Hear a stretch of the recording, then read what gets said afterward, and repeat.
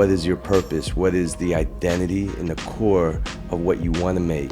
And what most people don't know is I had a corporate job doing things, and I quit everything I did and sacrificed for like 6 months or more with no income, right? But I believed what I was making was gonna be so raw and powerful. I didn't know where it can take me, but I just believed in myself. And you have to conquer your doubts, conquer your fear, and have a real, like 1000% self-belief that what it is you're making is gonna take you to the next level.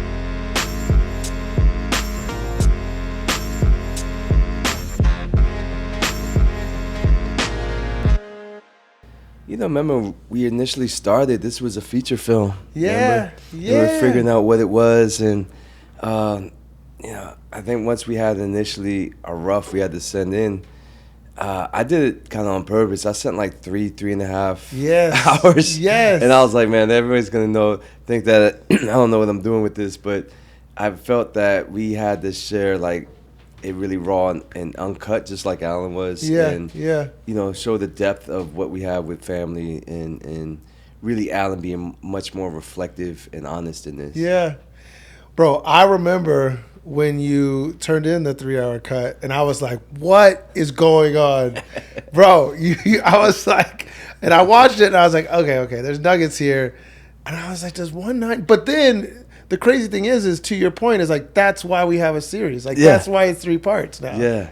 I think sometimes, you know, you have to show people a bit of a vision, and not even, you know, we had it cut, but we wanted, I mean, I wanted to say this, that's like, if we're going to do the authorized Allen Iverson story, we need to not let anything be not told. You know, this was Allen, reflective, honest, raw, uncut, and you know, when I first spoke to him off camera, even before we started, he would just say, listen, I've never got to say everything I've always wanted to say. Yeah. And I wanted even the rough cut to have that, you know, just so people could feel it. And, you know, at the end of the day, this is a family story. It's a story of emotion. I feel it's so relatable to people who are going through things that his family went through. Yeah. Right? And, you know, understanding that we were very fortunate. We got Iv3rson. We were able to get his father, his sister. You know, they'd never been on camera before. Yeah. So it was difficult even sitting down with them because getting them comfortable, getting them relaxed, and how do you get there? So that's the part I think of all of us, and I love the fact that yourself, the whole team, you saw the vision. You saw like, hey, we didn't need every big star in the world, every big NBA player in this. Yeah. We've got something even more unique, more special. We've got the people that mattered to Allen. And when he first saw that rough cut, he said, you got everybody I loved in this film. And that meant everything. Yes, dude. Yeah. I want to figure out where to go, because I want to let's talk process, and then we'll come back to sort of the emotionality of the series. But process wise, so for your process, you know, like when you turned in that 3-hour cut, I started to understand, like it was the first time I've seen that process before. Yeah. But I also was like, okay, it wasn't necessarily a string out, but it was like, it had a string out sort of feel to it, but it also had some arcs, right, within it, right? Yeah. But talk to me about your process of sort of filmmaking. Yeah, so, you know, my process of filmmaking, I think, it starts with just finding identity. You know, I'm a filmmaker of identity.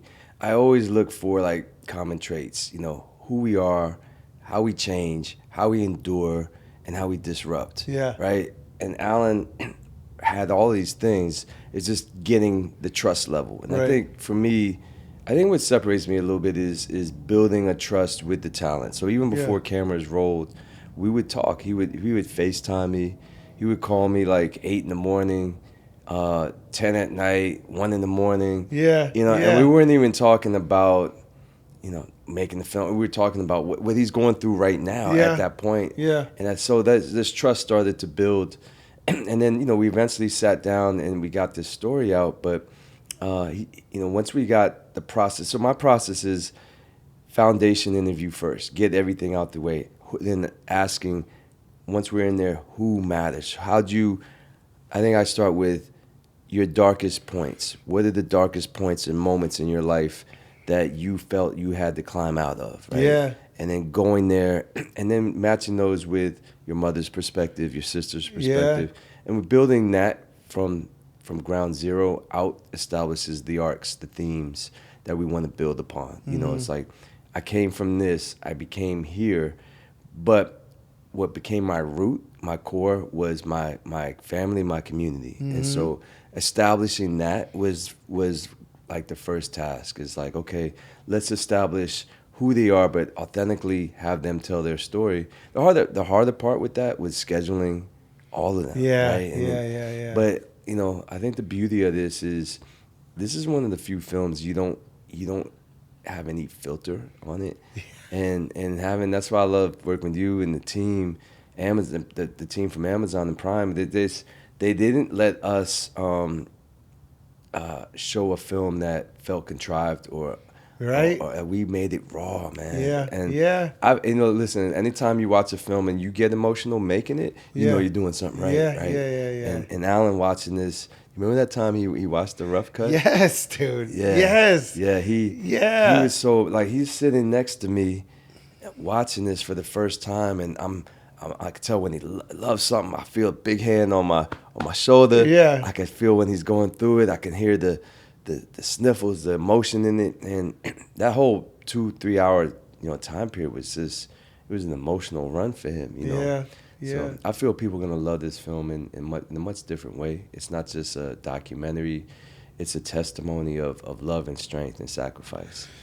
I also feel like it's freaking evergreen, right? It's like it's one of those films that will be around forever and ever because Alan is a Hall of Famer, is one of the greatest players of all time, right? And so when you put together something that's can feel contemporary at the time that you're watching it, but also evergreen as well. Like you've done something really, really special. So Yeah. was that did you feel like that was you had the opportunity, was that in your thought process to create something that's gonna be around for many years to come? Yeah, I mean, I always make something that I like to intercut two worlds, past and present. Why it matters now. The why now is very key to a film. Is we can cover something that's happened in the 80s, the 90s, into the 2000s, but why it matters now is what people are going through, and I think he emboldens people to find the self-belief in who they are and ultimately what they believe in, and that matters now. I think we're in a world now where people are transparent. People feel the urge to speak unfiltered and without in a very transparent way, and that comes across. That to me was important to bring that element out, so it matters today. So today's generation, today's kids, whether they may have seen Alan play or not, that is irrelevant. They can relate to a young man coming of age and having no fear because of a family that refused to let him fall. Yeah, right? That theme, that subject is relatable today in 2025, 2026, and beyond. So that to me is why I wanted to make sure it's relevant. And no matter what era we're in, I think this becomes a testimony to the times. Yeah. It ages gracefully, and I think people can watch this, years from now and still feel the relevance of it. No, absolutely. I want to talk about inspirations, right? Like, what are your inspiration? Do you have any top films? Do you have music, books? Yeah. Give us some of your inspirations and then why they are. Yeah, I mean, honestly, music is probably at the core of what established who I am. Music in terms of, and it's not the typical things. I grew up playing classical music. I listened to Mozart and Beethoven and Bach, right? My father was a trumpet player, so jazz was prevalent in the home, especially jazz. And I'm a lifer of hip hop. Hip hop changed every dynamic in me. Everything became do it yourself. I became the whole name ONE9 was birthed from my graffiti and street art ways. So even when I made my first film with Nas, I never had anything film wise to show them, so I showed them graffiti art pieces. I Yeah. was like, listen, man, I can tell a story on the wall. I could tell a story through layers of color and elements, and I'm of the culture. I didn't just cover the culture. I live it. It breathes in my pores, right? So, hip hop taught me everything about self-reliance, self-dependence, style, tone, feel. In terms of films, there's actually a documentary I used to watch probably over and over and over. It's called Style Wars. Bro, I love Star Wars. Style Wars was I was just telling my son about Yeah. so we're driving down LA. I don't know if you've seen this building downtown, but there's just graffiti all over. Just Yeah. beautiful art, all from top Right to near the bottom. crypto, yeah. Yeah. And Yeah. my baby son, he has a little bit of right. Yeah. He loves art. He kind Yeah. of gravitates towards it. He can Yeah. write a little bit, and so when he sees things, he points it out. Mm. But I was telling him, I was like, "Look, Kingston, you need to watch Star Wars," Mm. and so that's on our list. We haven't quite watched it yet, but bro, Star Wars is crazy. It set the tone for me as, growing up, that I can create anything in the world and not have a fear about it. So I kept the name ONE9 because what it kind of meant to me then and now, it's just balance in terms of beginning and end, alpha omega. But what it meant to me really was the story when we first did Nas Time as Omatic and I was introduced to the world. Robert De Niro brought me out to the stage. He said, "How do you want me to introduce you?" I said, just say ONE9. I want to hear you say it. I was like, because I had all my friends in the crowd, right? And they were like, "Hey, we got ONE9, the director," and I could hear all my friends going, "Oh, like you gotta keep that." You got Robert De Niro saying it. I was like, "Yeah, you know what? From that point on, that's what it's gonna be." But it reminded me of a time when I was creating free and just creating independently, right? Yeah. So that is the spirit on which I create films and why I chose storytelling, because I feel like it gives you a lane to really amplify stories that matter and speak to a culture that I grew up in. You know what I mean? Just, the films we make, whether it's Allen Iverson, Nas, currently working on the Nipsey Hussle series, they're stories that speak to our culture, man. They speak to us. And, I feel like we need to amplify these voices that inspire so many other people. No, I completely agree. Yeah. Completely agree. I don't even think I know you're from New York. I was actually born and raised in D.C. I lived in New York probably 26, 27 years. My father's from New York. My family's from New York. I've lived I'd probably say most of my life there. But D.C. actually, what I grew up listening to, back to classical and hip hop. I actually listened to go-go. I was listening. Really? I was of the time period of go-go music. So music and rhythm became part of my language, and I was an editor. I started off as an editor before. My first film was Nas Time as Omatic as a director. I'd never made a movie prior to that, but I was editing experimental short pieces, promos, things like that. So I understood the language of cutting, telling a quick story in a short amount of time. So you could probably see a lot of that language in this film as well as others. It's like there's bursts of quickness that maybe cover a span of time, but we're doing it very quick and short. We use that in, we covered the drug scene in Iv3rson. So overlapping audio and that sort of thing. But, I'm inspired by figures that stood for something greater than mostly. And those, I read a lot, but honestly, mostly it's music is the backbone of how I create. Yeah. And so you talked about the process of sort of filmmaking. What type of advice would you give to somebody, like when we talk, when people ask me like, "Hey, EP, how did you become the person you become? How did you start the business, etc.?" And I'm like, "Yo, that's gonna be a long story." And he was like, "But are there?" I don't even know that story. Like, how did you start the business with Steph? And well, I owned a company before this company called 3 Point Stands. SC was a client of that company. And the funny thing about it was I was building this strategy for Snoop. So I knew Snoop. I directed some music videos for Dog a long time ago that nobody needs to Google. But I directed some music videos for Dog. And then I was building this YouTube strategy, actually, this multi-channel strategy for Snoop. And I met Steph, and honestly, I just felt like it was better for him. And so I actually went to a studio and soft pitched it to a connection that I had, and he bought it in the room. And so when I actually met with Stefan to tell him about this plan, I had already had it paid for. Wow. And so that started Unanimous. That was 7 years ago. Then we had a first look deal with Sony. We had we're in a deal now with Universal, and the rest is sort of history. Wow. And why does Steph want to make the Allen Iverson story? What was it? I know he loved him, but like you tell me, like what was it that he really wanted? Bro, it's for him, well, one, AI is one of his favorite players of all time, right? But for him, it was about like telling his story, telling his full story, right? I think Stefan and I and Unanimous really built on building human stories, right? Family stories. When we talk about our verticals here, Unanimous, family, faith, and sports, right? It's that family thing, everybody thinks it needs to be soft. Allen is a great example. The series is a great example of a family story that ain't soft at all. Right. And so and it's built to inspire. And so that's really what our mission is to build stories that inspire through those three verticals. And so SC is but Stefan he's it's funny, man. He's into everything that we do, but also for this project, it was almost because we were trying to get an interview with him.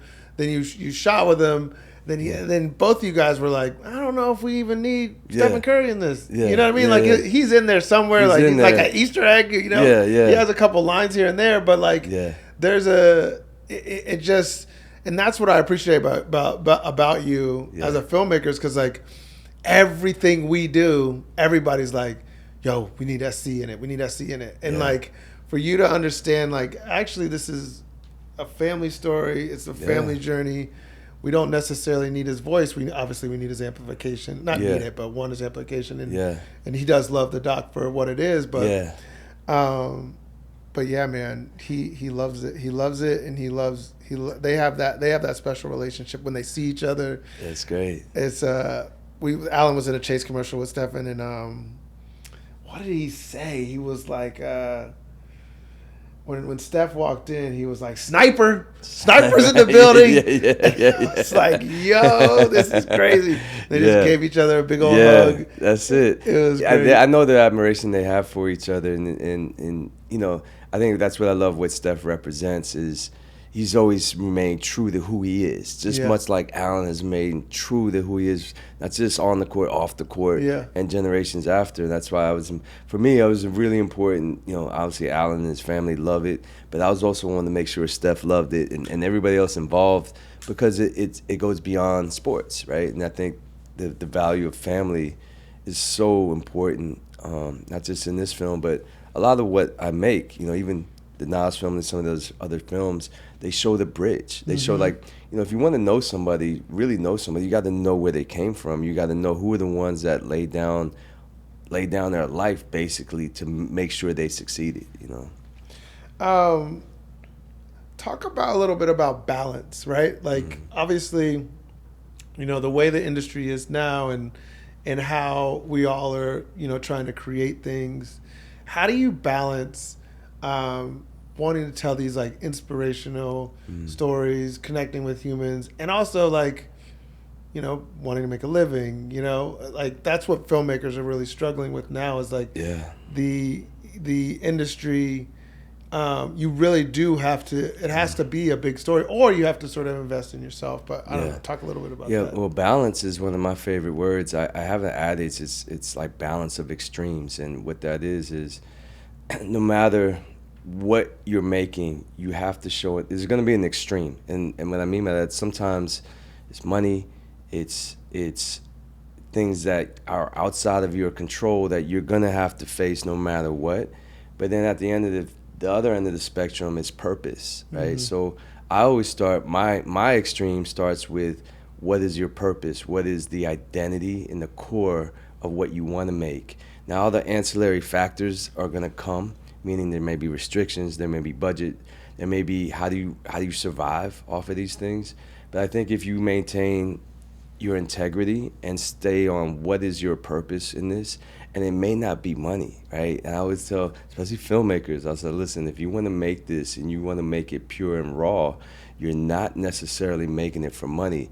If you're good at what you do, you're gonna find that independence and freedom become your currency, right? And it's not about that, but that independence and that freedom will open the door for more money, right? But that's not my end goal, right? So all of it requires sacrifice. All of it requires having a bigger vision to what you want to ultimately say. And for me personally, it's never been the money, right? That's hard to say. That how do you survive in this?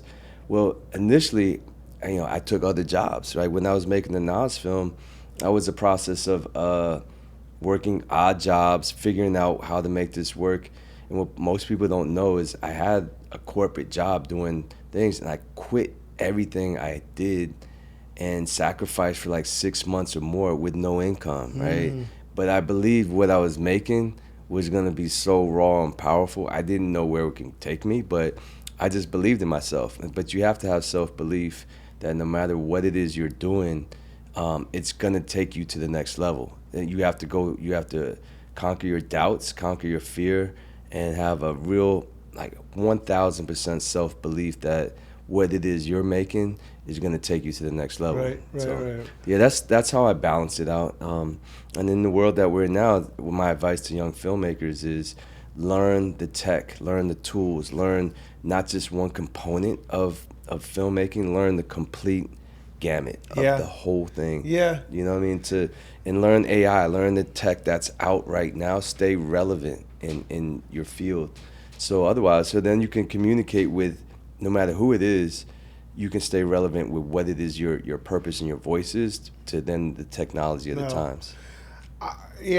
Technology is sort of the thing that I've been brewing about lately, and there is a ton of new tech coming out, obviously AI and other AI based and other things.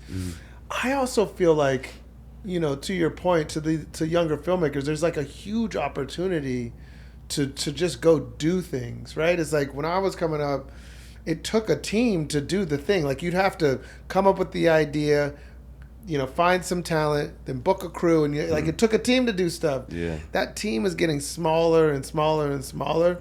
So my hope is this, sort of technology AI boom will breed, crazy art, you know what I mean, and inspire more people, because everybody talks about what it's going to take away, right?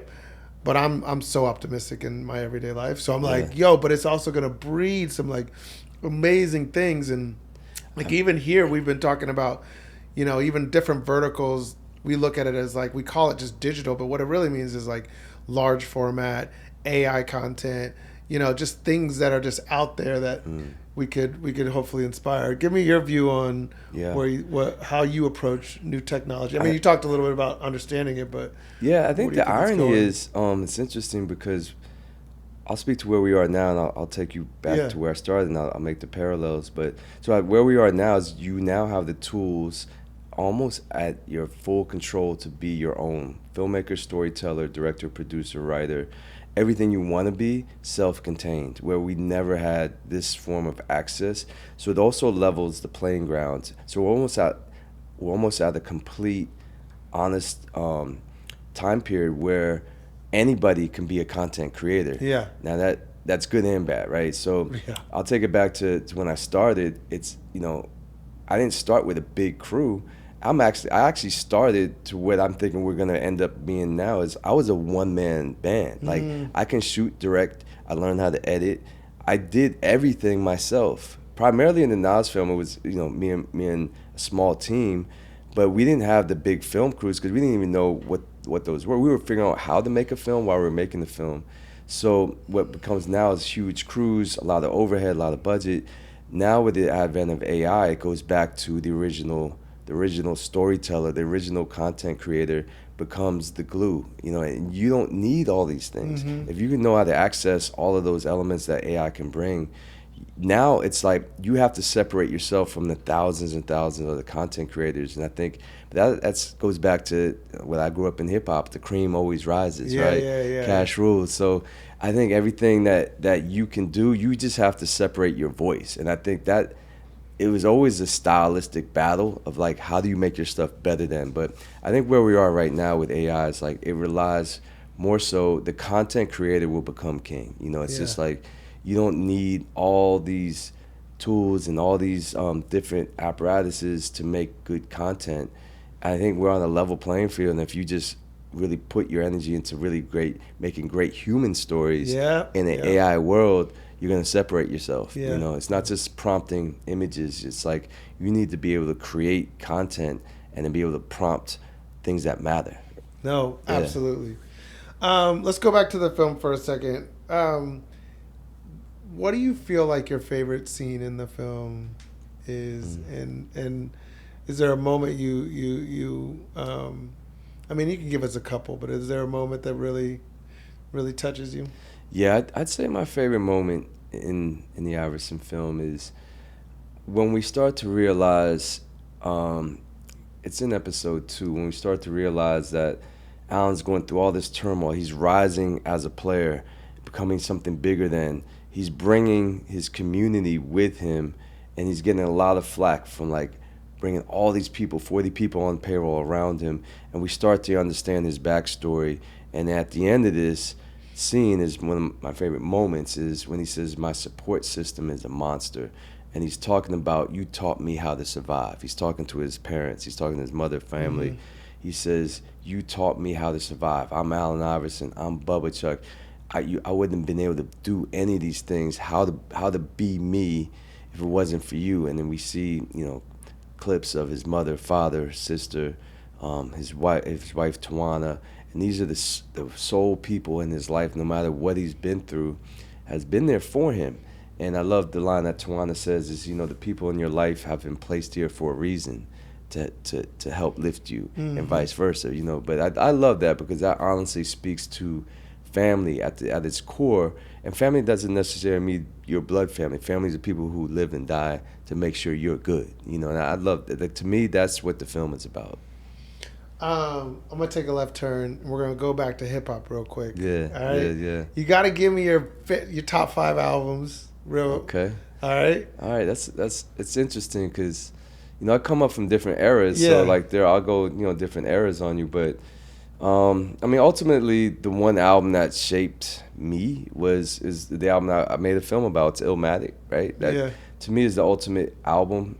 It's concise. It's raw. It's unapologetic. It's a young kid, Nasir, making something so honest and so deep and thought-provoking at a time period where he's like 15, 16, 17 years old, right? Yeah. Like really most of my era comes from the music and the time period I grew up with. So I don't compare hip hop from eras this to that, because it's all about shared experiences. So, Mobb Deep, that album, Wu-Tang, 36 Chambers, I love Kendrick Lamar's albums, but those are the albums I love ultimately. And there's, you could throw in, this is an era I just grew up in, is Public Enemy. Yeah. It's just, when you hear the adrenaline rush of because it gave you a sense of identity of like, I can become bigger than, and it reflected your environment. It actually became the way I love to tell stories. It's raw. It's just like it pulsates in your chest. It's undeniable, but it also gives you a view of the landscape. It gives you a view of I can make something bigger than, and it gives you a sense. I love the term the power of observation, mm-hmm. and that became me as a filmmaker. I love to observe things. And see how they move. But I will say this, outside of hip hop, like the one element that changed my life, and you could see pieces of it in all my films, is I'm an avid chess player. I literally play chess every day on the app, if I can in person. But what the game teaches me is sacrifice, patience, risk. It teaches you to move with your eyes and not with your hands. It teaches you spacing, how to visualize where you want to go and not necessarily have to move right away. It teaches you, let me think this through in different variations of it. So, I've played a lot of chess. I played RZA in chess. I That's played crazy. multiple, I play in the parks. And honestly, that if you really want to be a killer filmmaker, just learn the game of chess. Actually, you know what? I don't care what you do in life. You want to learn to master whatever you want to do. Yeah. Master the game of chess. Master yourself in it, Yeah. because you're teaching basically yourself every time you play. It's a beautiful language, and I think learn the game of chess. That's the one thing for me that has changed my life. Really? Yeah, 100%. It allowed me to really. It gives you a self-reliance on who you are. And even if you, like the adage, the Nelson Mandela adage, I never lose, I either win or learn. That applies to chess. So, you either win the game or you're learning something about yourself. Right. And that's the beauty of that movement. Wow. Yeah. That's dope. Let's do recommendations, film recommendations. I mean, we talked about Star Wars a little bit. Give us some, like, for the young filmmakers, film enthusiasts. It's funny because, like, my sons don't really even watch films, so we gotta, like, sit them down and be like, yo, watch this. We just went through Ocean's 11 because they're still young, 13 and 11. So it's like, but I'm so excited for them to watch all the films that I, love. Yeah. But also, like, lately, because they're getting old enough to watch some of the docs that I've produced, I've also been going through the docs, like, right? And so, like, Grizzly Man, I was like, oh, man, that doc was incredible. But I don't know. Tell me some of your documentary. Wow. It's hard because what or just film inspirations. Yeah, period. I love like The Godfather is ultimately, I'm sure, most people's favorite. It's epic in terms of, again, it comes back. It's a family story, Yeah. mob family, but I think it's such a beautiful, well-made film. I love like the classics. I'm the Scorsese was a huge influence on me. So, Goodfellas, Taxi Driver, Raging Bull, like all of those, I think really resonated with me because they're compelling stories of the human journey. Would you ever do anything scripted? Yes, 100%. I'm actually working on something now. It back on the DC time period I grew up in, but it deals with the Mayor Barry DC 80s. It's work in progress. It's called Divine City, but it really looks at the dynamic between the haves and the have-nots. It's a time period where the mayor was the people's mayor, beloved mayor, but he was also hunted by the feds. And it was a time that DC was Chocolate City, but it was also one of the most powerful cities in the world. So the dynamics of the two worlds coexist. Right. It's a very interesting time period. But I actually love films that tell the human story. Right. So there's so many of them. But it's actually interesting now. I just learned about, the mind's attention span is so limited. I would say limited. It's Fragmented. It's fragmented. We're learning information, but not digesting long-form information. So I'm trying now to figure out a new language of how do you tell stories, impactful stories, in shorter amount of times, right? So I think that's the challenge now. I think most people find their information on YouTube or TikTok or social, right? And that's fine. There's no judging there. I'm trying to understand how to tell impactful stories in short bursts, and I think that's a huge challenge right now because, what we grew up doing was reading long novels, watching long films, understanding long story elements and narratives that allow you to build depth. Yeah. Well, what happens when you don't only have a few minutes to tell that story? How do you build depth in it, right? Yeah. So it's a challenge. I'm still working that out. No, it is very much a challenge. I think it's also like finding out, like, because we're in this space now within media. It's like everything is really merging together.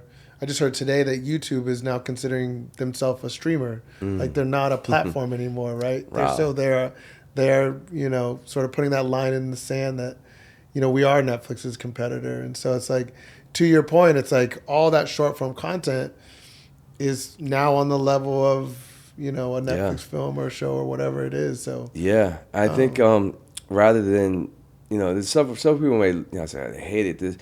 I'm actually trying to bring younger people around me. It's interesting. A lot of my film crew are first time filmmakers, only because I like the energy they bring.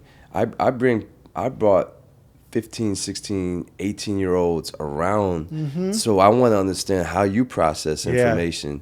So I'm totally open to learning. I'm like to learn how to learn. You know what I mean? I constantly want to reinvent the way I'm building things out. That's so important. So I'm not stuck in a certain way of building things. So I'm looking at, you know, who the TikTok content killers are right now. Who are the ones that are like making next level? I just heard about 1 minute film content streamer in Korea. Like everything's 1 minute. Yeah. So I just learned about that, and I'm very interested. I don't know how good they are, but it doesn't matter. I'm interested in what is next. Yeah. How are we rolling things out next?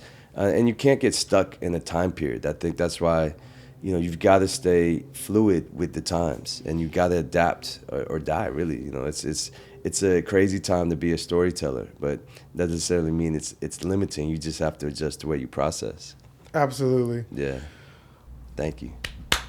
ONE9. Appreciate you, brother. Bro. Hey, man. Thank you, sir. Yeah, man. This is great.